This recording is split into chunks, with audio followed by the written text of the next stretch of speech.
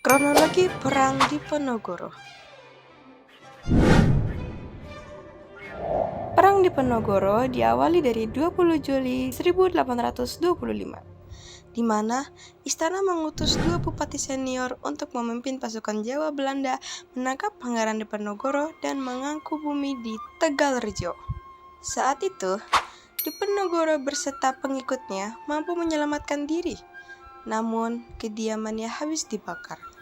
Perang Diponegoro banyak melibatkan elemen masyarakat seperti petani hingga golongan priayi yang menyumbangkan dana untuk Diponegoro. Perjuangan Diponegoro dibantu oleh Kyai Mojo yang merupakan tokoh spiritual pemberontakan. Hanya butuh waktu 3 minggu untuk Pangeran Diponegoro melakukan penyerangan dan menduduki Keraton Yogyakarta.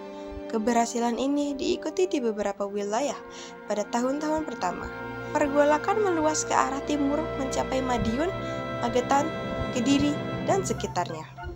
Meluasnya pergerakan Diponegoro dianggap sebagai menggerakkan kekuatan di seluruh Jawa. Dalam pelaksanaannya, Perang Diponegoro dilakukan melalui taktik gerilya. Puncaknya terjadi pada 1827, ketika Belanda mengerahkan 23.000 serdadu untuk melawan Diponegoro. Untuk mempersempit pergerakan Diponegoro, Belanda merancang teknik benteng stelsel dengan membangun benteng-benteng di wilayah strategis di Jawa Tengah dan Jawa Timur sehingga Pangeran Diponegoro terjepit. Pada tahun 1829, Kyai Mojo ditangkap. Menyusul kemudian Pangeran Mangkubumi dan Ali Basa Sentot Prawirodija. Pada tanggal 21 September 1829, Belanda membuat sayembara hadiah 50.000 gulden bagi siapa saja yang dapat menangkap Diponegoro dalam keadaan hidup atau mati.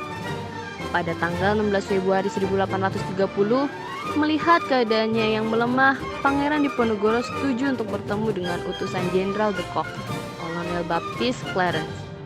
Pertemuan dilakukan beberapa kali dengan Jenderal de Kock untuk mengadakan gencatan senjata.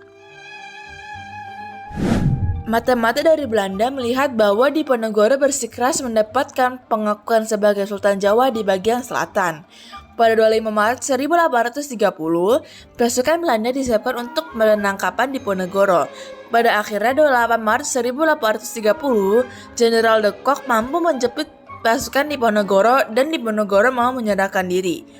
Penyerahan Diponegoro menjadi akhir dari Perang Diponegoro.